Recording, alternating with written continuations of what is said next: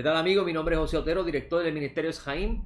Bienvenido a este programa de Lo Simple a lo Complejo. Le doy gracias al Todopoderoso una semana más que podemos estar con ustedes compartiendo la rica sabiduría que se encuentra en la Torá.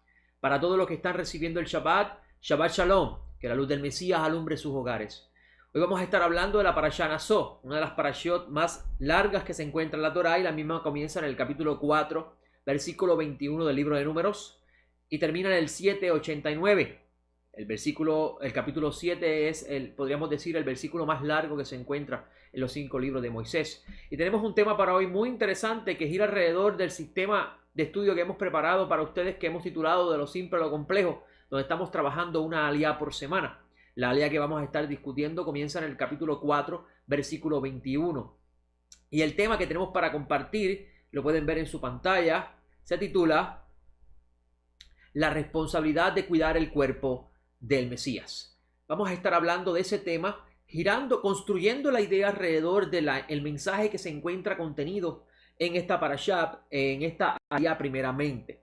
Así que quiero en el Todopoderoso que me acompañen en esta enseñanza de hoy y presten atención a lo que vamos a estar compartiendo. Quiero que me acompañen también en la oración que vamos a hacer antes de comenzar, porque es importante siempre encomendarnos al Santo Bendito antes de estudiar la Torá. Bendito eres tú, Adonai, nuestro Elohim, el Rey del Universo, que nos ha santificado con su mandamiento y nos ordenaste con respecto a estudiar las palabras de la Torá. Por favor, oh Eterno, haz que las palabras de tu Torá sean gratas a nuestro oído, a nuestra boca y a nuestros ojos, y que nuestros hijos y los hijos de nuestros hijos sean todos conocedores de tu Torá en aras de ella misma. Bendito eres tú, donador de la Torá. Que la luz de tu verdad nos alumbre a nosotros y podamos, Adonai, Rey del Universo, conocer tu verdad y honrarte a ti, el Rey del Universo. En el mérito del Mesías te lo pedimos. Amén.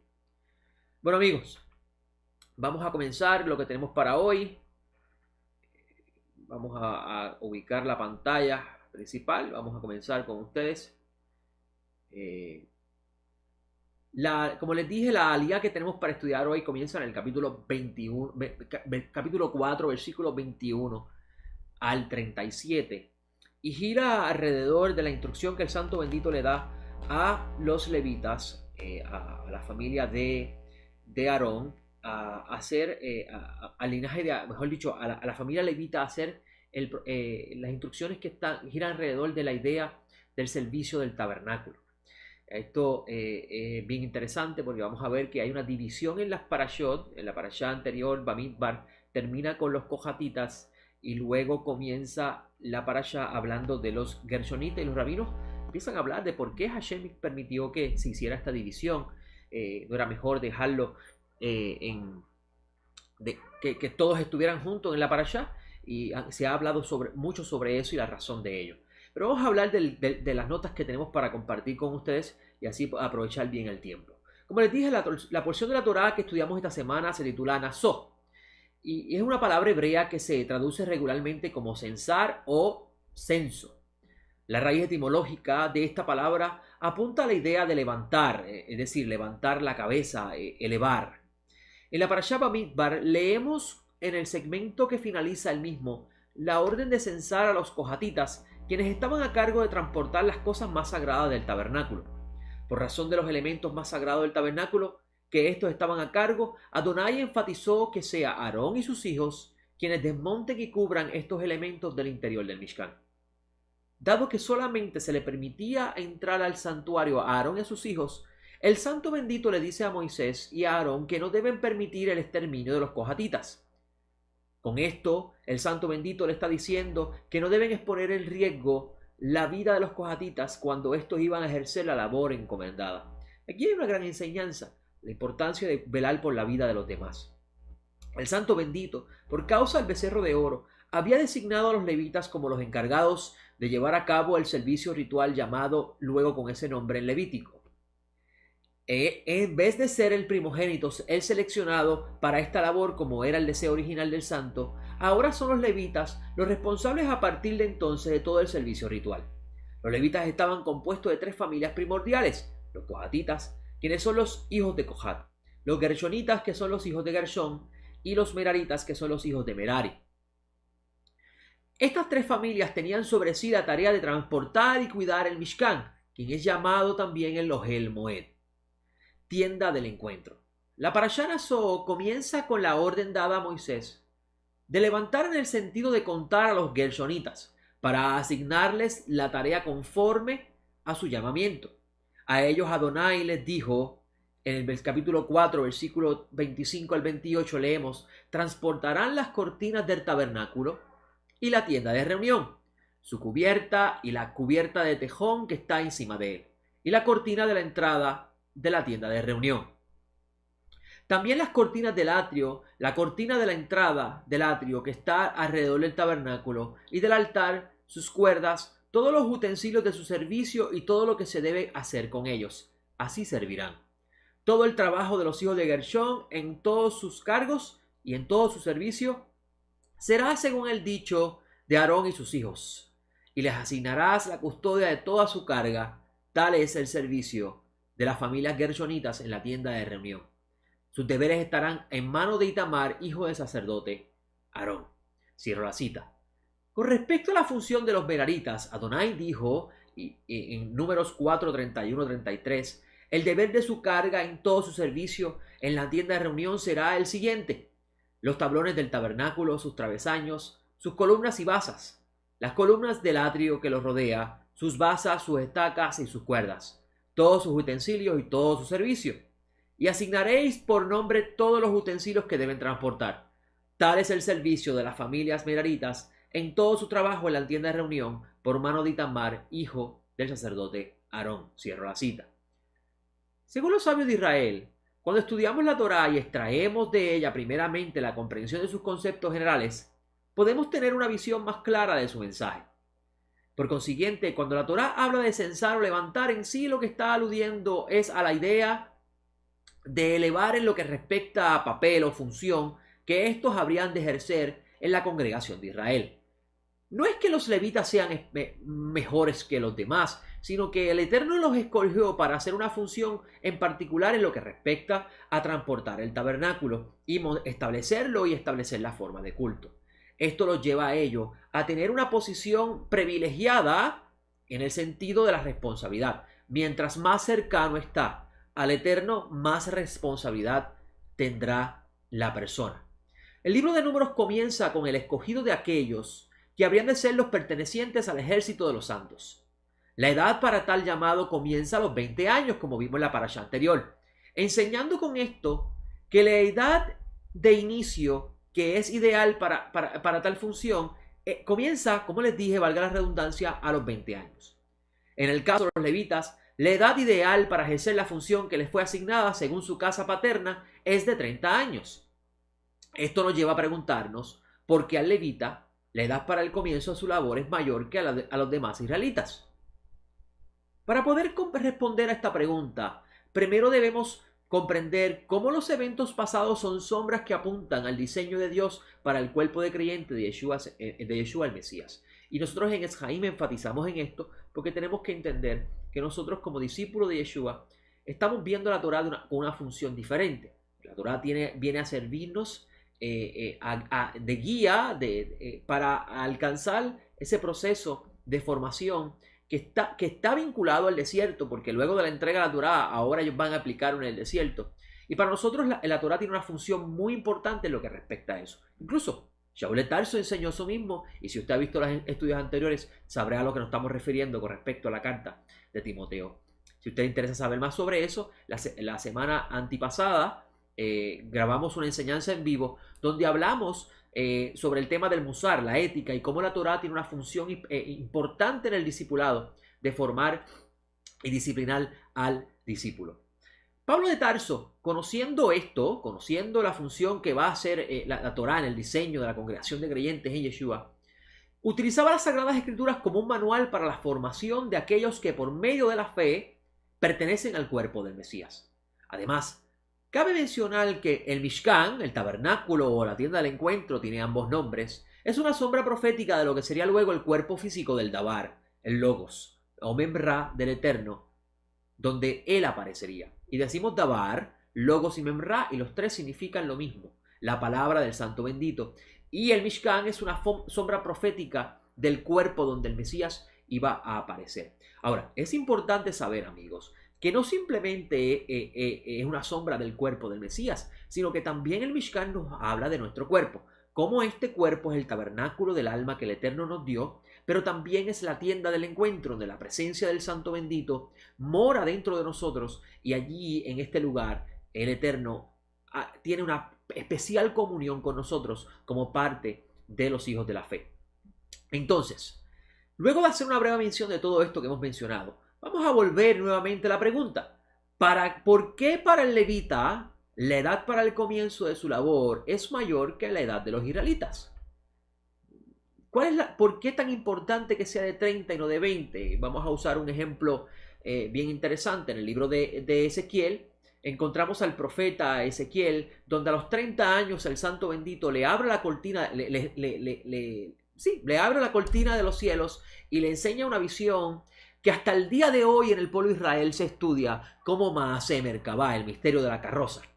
Y esta visión que tiene Ezequiel es según el estudio del pueblo de Israel, es la presentación de las dimensiones existenciales que separan lo físico de lo espiritual.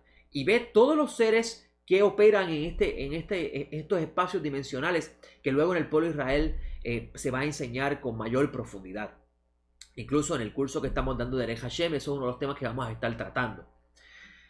Es interesante que Ezequiel, siendo levita, tuvo esta experiencia profética a los 30 años, marcándolo a él con este evento conforme al llamado que iba a tener. Y si observamos la función que va a tener Ezequiel, además de ser levita y profeta, mejor dicho, además de ser profeta, al ser levita, tiene la función de hablarle al pueblo de Israel que se encuentra en la dispersión por razón de la rebelión al Santo Bendito, y cómo él debía ser la voz en ese tiempo que iban a vivir ellos fuera de la tierra. Es como una idea, es como una repetición del desierto. Ahora, como les dije, ¿por qué para el levita la edad para el comienzo de su labor es mayor que a la demás israelitas? ¿Por qué para pertenecer al desierto, mejor dicho, para pertenecer al ejército del Santo Bendito, la edad de 20 años es más que suficiente para ellos? Incluso los sabios Israel dicen que es de 20 a 60 años.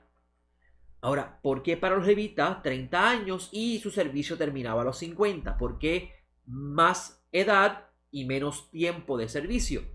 Claramente, esto nos arroja luz de un gran misterio con respecto a mientras más cercano, mayor responsabilidad. Así que, primeramente, la edad apunta a un grado de madurez en la persona que va a ejercer la función. Si la Torá es el manual de formación para el cuerpo del Mesías, entonces podríamos decir que el Shaul de Tarso tal vez tuvo esto en mente, amigos, cuando comenzó a educar a Timoteo con respecto a la función que éste habría de ejercer en el cuerpo del Mesías, la congregación de creyentes. Y antes de hablar de esa carta, de citarle esa carta y leerla con detenimiento, voy a volver a repetir la importancia de entender cómo la Torá, además de ser un manual de un libro donde nos va a hablar la historia del pueblo de Israel y la revelación del Santo Bendito a su pueblo, también nos va a presentar quién es este Dios que nosotros no conocíamos porque vivíamos lejos de él, y ahora a través de su Hijo, el Mesías, tenemos participación de una relación con él, como nos enseña Shaul de Tarso. Adicional a eso, cabe mencionar que en la Torá tiene una gran función, una función importante de servirnos, de servir de tutor para nosotros que estamos caminando la fe del Mesías. Entonces, como les dije, primeramente, la edad del levita a los 30 años apunta a un grado de madurez en la persona que va a ejercer la función. Y como les dije también, Shaul de Tarso habla sobre esto en una de sus cartas, o posiblemente lo utilizó en una de sus cartas para enseñar a través de esta idea la importancia de tener en el cuerpo de líderes personas que estén capacitadas correctamente y tengan una vida en orden para ejercer tan función. Dice en la carta de 1 de Timoteo 3, 1 al 7, fiel es la palabra. Y obviamente, cuando Pablo de Tarso está diciendo fiel a la palabra, amigos, se está refiriendo a las escrituras que nosotros llamamos el Tanaj, que usted conoce como el Antiguo Testamento. Nosotros no decimos Antiguo Testamento porque decir Antiguo Testamento es querer decir que él fue validado y que hay uno nuevo. Y no, Los profetas hablaron de la renovación de un pacto donde no iba a haber un libro sustituyendo al pacto, sino que iba a haber un pacto con mejores beneficios. Y estos beneficios es que el Eterno, el Santo Bendito, iba a poner en el corazón y en la mente del humano el deseo de él, el deseo del Santo Bendito, que el humano lo sirva a él y lo conozca y se relacione con él. Cuando usted lea en el texto de Jeremías, que todos me conocerán, amigo, no está refiriéndose simplemente a conocer en el sentido de tener información sobre la idea o el pensamiento, sino habla de una vinculación, de una relación de cercanía, donde el humano, en este caso Israel, que Israel es llamado Adán por los profetas y los sabios, el humano tendría una visión clara de su creador, algo que tenía Adán cuando estaba en el huerto del Edén. Los de Israel dicen que en el Midrash, que cuando Adán fue creado y formado por el Santo Bendito, Adán veía de un universo a otro y claramente siguiendo el sistema de comprensión de enseñanza rabínica, ellos lo que están aludiendo es que Adán tenía una visión clara de quién era el creador. Esto es algo que nos ha sido prometido por medio del Mesías, nuestro Señor, cuando en la era mesiánica todos tendrán la oportunidad de conocer al Creador y todos participarán de esta gran revelación. Ahora, miren lo que dice la carta de Shaul de Tarso. Fiel es la palabra. Si alguno anhela obispado, buena obra desea. Es necesario, pues, que el obispo sea irreprochable, marido de una sola mujer, sobrio, prudente, decoroso, hospitalario, apto para enseñar, no adicto al vino, ni pendenciero, sino amable, apacible, no avaro, que cuide bien su propia casa, que tenga a sus hijos en obediencia con toda dignidad, pues si alguno no tiene cuidado de su propia casa, ¿cómo acogerá a la iglesia de Dios? No un neófito, no sea que lleno de orgullo caiga en acusación del Satán, debiendo tener también buen testimonio de los de afuera para que no caiga en descrédito o en trampa del Satán. Cierro la cita. Amigos, la palabra griega para obispado es episcopé. Y esta palabra se refiere a la acción de velar por, cuidar de, proteger, vigilar o guardar. Si miramos cuidadosamente la labor asignada a la tribu de Leví, veremos que estos estaban encargados con respecto al Mishkan a ejercer todas estas funciones. Ellos tenían que velar por los artefactos que se les fue asignado, cuidarlos, protegerlos, vigilarlos y guardarlos. Ellos tenían esta función y obviamente, o mejor dicho, cabe señalar que el Mishkan es una sombra profética del cuerpo del Mesías y es interesante cómo Pablo de Tarso habla de forma mística cómo cada uno de nosotros pertenece a este cuerpo misterioso del Mesías. La tribu de Leví, como les dije, tenían la asignación de ejercer esta función. Ahora, con esto no estamos diciendo que los obispos vienen a reemplazar en la mente de Pablo a los levitas con respecto al servicio del templo, sino que Pablo, como conocedor de Torá, está utilizando el libro como un manual para la formación del cuerpo en la fe del Mesías, la congregación de los fieles. Es importante saber, amigos, que Pablo de Tarso no era un neófito en el conocimiento de la Torá.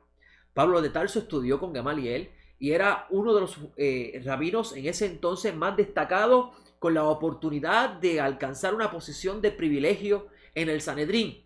Y él dio todo eso por perdido para el Mesías. Pablo no estaba rechazando con esto su judaísmo. Al contrario, Pablo lo que está diciendo es que eso no era importante ahora en su vida, alcanzar ese estatus de reconocimiento y posición de autoridad dentro del Sanedrín, a lo que él aspiraba siendo discípulo de Gamaliel. Porque es importante recordar que si Pablo es discípulo de Gamaliel y Gamaliel pertenecía al Sanedrín, entonces Pablo estaba aspirando a ser igual a su maestro.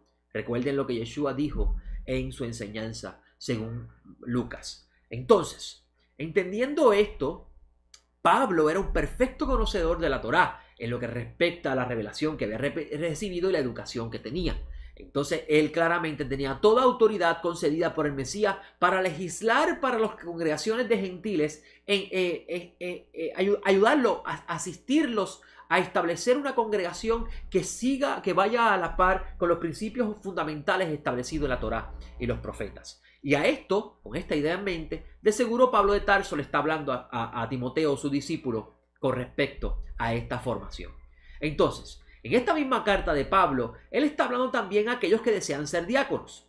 En 1 Timoteo 3, 8 al 9 dice: asimismo los diáconos, serios, sin doblez de lengua, no adictos al mucho vino, ni ambiciosos de bienes materiales, que mantengan el misterio de la fe con limpia conciencia.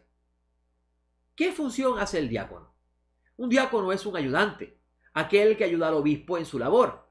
Los líderes de las tribus en la Torá tipifican esta labor, pues ellos estaban encargados de asistir a los levitas en llevar las ofrendas del pueblo, como leemos en esta parashá, en los versículos, en el capítulo 7, donde están los versículos más largos de esta parashá. Todo este modelo, amigos, Pablo lo usa para construir la congregación del Mesías, que está compuesta por judíos y gentiles. El hecho de que Pablo utilice el lenguaje griego para enseñar no quita que tenga en su mente la idea judía del concepto que está expresado en el lenguaje detrás de la narración literal de la Torá. Cabe señalar que en los profetas encontramos cómo Adonai haría un escogido entre los gentiles para una labor muy particular, como leemos en Isaías 61:5. Vendrán extranjeros y apacentarán vuestros rebaños, y hijos de extraños serán vuestros labradores y viñadores. Y si usted ha leído el capítulo 61, el capítulo 61 está hablando del Mesías, como el Mesías está hablando del día del Señor con respecto a la función, el jubileo que él venía a anunciar en su primera venida. Y es este mismo texto del profeta Jeremías. Es importante entender que todos los profetas profetizaron para los días del Mesías, con respecto a los días del Mesías. Y ellos, teniendo el espíritu del Mesías sobre ellos, como dice Pedro en una de sus cartas, estaban buscando y inquiriendo cuándo sería esta maravillosa revelación. Y Isaías, siendo uno de esos profetas que participó del gran privilegio de recibir el Espíritu del Santo bendito sobre él para poder hablar de los misterios contenidos en el plan bendito oculto por los siglos, como dice Pablo de Tarso, hablaba cómo iba a haber de las naciones extranjeros que iban a venir a apacentar los rebaños del pueblo, y también iban a haber hijos de extraños que serían labradores y viñadores. Y si usted ha leído las parábolas de Yeshua, el labrador y el viñador habla claramente del trabajo en la tierra como una forma de exponer este concepto de el hacer ayuda a la rectificación de la conducta de la persona. En este texto de Isaías 61:5, la palabra extranjero es la palabra sur en hebreo y significa uno que es separado de los demás. Esta palabra también es usada para referirse a corona o diadema, como se encuentra en Éxodo 25:24. Hijos de extraño es Ben-Nahar, y significa separado en el sentido de aislar. La palabra Nehar significa separado en el sentido de aislar. Uno que fue pagano anteriormente, como explica Éxodo 12:43. Y esto lo estoy incluyendo aquí porque vamos a ver que el sistema que va a establecer Pablo de Tarso es uno completamente judío, cimentado en la Torá y los profetas, extrayendo de ellos los mensajes que están ocultos, y cómo los profetas de antemano estaban anticipando que iban a haber gentiles que iban a hacer la función de cuidar el rebaño del Mesías. En el contexto del texto de Isaías 61, la palabra que hemos hablado de extranjeros y hijos de extraños alude a uno de afuera que es escogido para una función particular. Este era anteriormente un extraño a los pactos y a las promesas dadas a Israel. Un ejemplo de esto lo encontramos en la carta de Pablo escrita a la congregación de Éfeso. Shaul de Tarso, escribiendo a la congregación de Éfeso, y a los que han estudiado conmigo han estado presentes en diferentes enseñanzas, saben cómo yo recalco que tienen que tener en mente el evento sucedido en Sinaí para poder entender con claridad la carta de Éfeso, porque eso está en la mente de Pablo eso está en la mente de Pablo en el momento que está escribiendo la carta a ellos. Y la cosmología, la representación cosmológica que tiene el evento del Sinaí es sumamente importante para poder comprender esta carta.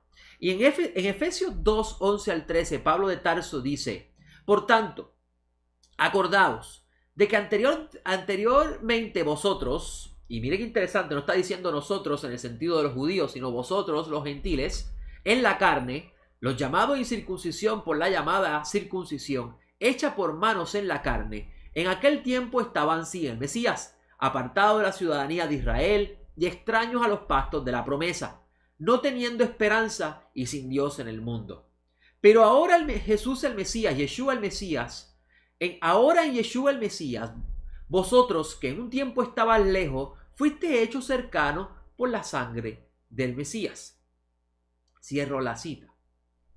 Es interesante leer cómo el Eterno, por medio del profeta Isaías, habla también de aquellos que se unen al Eterno para servirles. Y esto lo encontramos en Isaías 56, 6 al 7, donde dice el texto, y los extranjeros, que en hebreo en ese texto dice Ben Nejar, que se unen al Eterno para servirlo, para amar el nombre del Eterno y ser sus servidores, que guardan el Shabbat sin profanarlo y son fieles a mi pacto, haré que sean conducidos a mi santo monte y se alegren en mi casa de oración. Sus holocaustos y sus sacrificios serán aceptos sobre mi altar, porque mi casa será llamada casa de oración para todos los pueblos. Y en hebreo la palabra los pueblos es ha'amim, en plural. Como pudimos leer en Isaías 61:5 que citamos hace unos minutos, Adonai haría también un escogido entre los gentiles para apacentar las ovejas de su rebaño. Y además de ser labradores y viñadores, siendo una perfecta alusión al trabajo en la tierra, esto es sumamente importante, porque vamos a ver que personas que no son judíos están en estos momentos dirigiendo el rebaño del Mesías en el conocimiento de la verdad. Pero esto conlleva una responsabilidad grande. Primero, el llamado, la elección y la preparación dentro de esa elección para que entonces pueda ejercer la función. Pero antes de hablar un poquito de eso, para poder cerrar nuestra enseñanza de hoy, permítame citarle a Juan 21, 15, 17, donde el Adonai Yeshua le está diciendo a Simón Kefa, si tú me amas, encárgate de mis ovejas. Vamos a leer el texto. Simón ben Yona, en hebreo, Simón hijo de Juan. Entiendo que eso es un error en la tradición, porque se supone que diga Simón hijo de Jonás. ¿Me amas más que esto? Le dice Simón Kefa. Sí, Señor, tú sabes que yo te quiero. Le dice, apacenta mis corderos. De nuevo le dice por segunda vez, Simón, hijo de Juan, ¿me amas? Le dice, sí, Señor, tú sabes que te quiero. Le dice, pastorea mis ovejas. Le dice por tercera vez, Simón, hijo de Juan, ¿me quieres? Pedro se entristeció de que la tercera vez le preguntara, ¿me quieres? Y le dijo, Señor, tú lo sabes todo. Tú conoces que te quiero. Y Yeshua le dice, apacienta mis ovejas. En otras palabras, Yeshua le está diciendo a Simón Kefa que es simbólico, un símbolo del líder, el líder que el Eterno ha escogido para dirigir al rebaño. Si amas al Señor, encárgate de mis ovejas. No hay labor más grande para un líder que mantener el cuerpo de creyentes en perfecto orden y cuidado. Hacer que el cuerpo del Mesías haga una función buena, purificando cada área del cuerpo del Mesías. Entonces, podríamos decir, ¿qué relación tiene todo esto que hemos hablado hoy con la Parashá Naso? Cuando tomamos la idea detrás de los conceptos generales presentados en la Parashá Naso, con respecto a los levitas siendo mayores de 30 años y el servicio que estos deberían de prestar en las jornadas por el desierto, porque es importante saber que una vez que ellos hacen estos sacrificios, el pueblo está casi listo para salir en este desierto, pero primero tenía que estar preparado. Ellos primero tenían que recibir el manual de instrucciones, tenían que recibir las instrucciones con respecto al servicio ritual y las cosas que iban a hacer en caso de faltas, y luego entonces estarían listos para ser dirigidos por el desierto.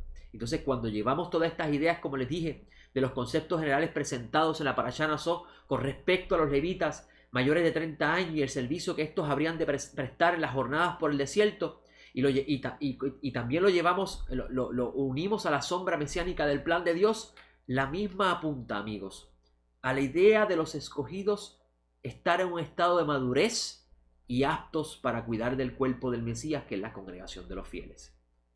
Como nos dice Pablo, no puede ser un neófito la persona que ha de apacentar las ovejas, porque entonces tenemos un problema, como dijo Adonai Yeshua. Un ciego guiará a otro ciego y ambos caerán en el hoyo. Como dice el libro de Eclesiastés, y lo busco brevemente para poder abundar un poquito más. Permítame buscarlo. Vamos a ver dónde es que lo encuentro, porque hace poquito la estuve leyendo y creo que lo marqué. Sí, Vamos a ver si está. No, este no es.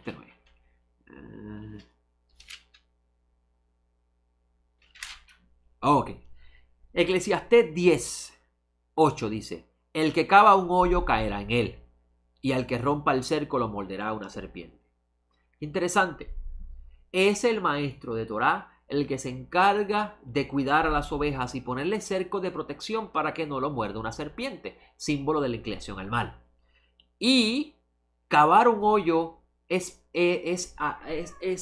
tiene una relación muy importante con respecto a la guianza de la persona en la ceguera. Cada vez que una persona falla es como si cayera en un hoyo. Y entonces, si la persona que falla cae en un hoyo, el que viene detrás de él va a caer con él. Es bien interesante como Adonai Yeshua le dice a sus discípulos, y esto le he enfatizado mucho porque yo creo que tenemos que nosotros los maestros que estamos educando al cuerpo de creyentes enfatizar la importancia de crear discípulos del Mesías, porque esa fue la instrucción que le dio a sus discípulos. Discípulos míos hagan otros discípulos. Esa es la labor que tenemos nosotros como discípulos. Y yo personalmente me considero discípulo del Mesías y tengo una gran responsabilidad como discípulo del Mesías de querer ser igual a mi maestro en todo lo que respecta al modelaje. Cuando decimos que Yeshua hay que vivir como Yeshua vivió, no significa, amigos, practicar una cultura en particular, sino practicar los principios éticos, morales y de vida que el maestro enseñó y tener una conciencia del creador como el maestro la enseñó. Y usted va a ver que Yeshua no tenía en la mente nunca esa idea de que lo bueno venía de Dios y lo malo venía del Satán, sino que él entendía que todo era su voluntad, todo era la voluntad de su Padre que se encontraba en los cielos. Y mire qué interesante, Yeshua dice, ¿puede acaso un ciego guiar a otros ciegos? Se encuentra en Lucas capítulo 6, versículo 39. ¿No es cierto que ambos caerán en el hoyo?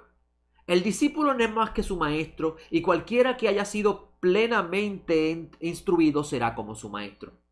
Si Adonai Yeshua le dio a sus discípulos la instrucción de crear otros discípulos, entonces estos discípulos tenían la responsabilidad de crear discípulos imitadores de ellos, que ellos eran imitadores del Mesías. Por eso Pablo le dice a sus discípulos, sean imitadores de mí como yo lo soy del Mesías.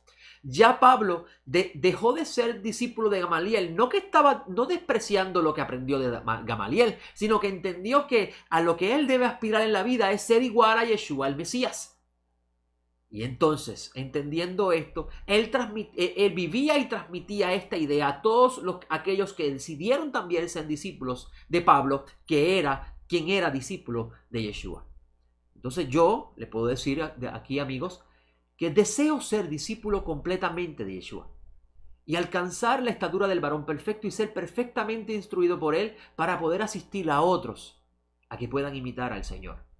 Esa es la misión que debe hacer toda persona que se considera parte del Mesías. Más aún, aquellos que han tomado la encomienda de dirigir y guiar a otros en la vida, en esta vida que es un largo y extenso desierto que parece que no acaba.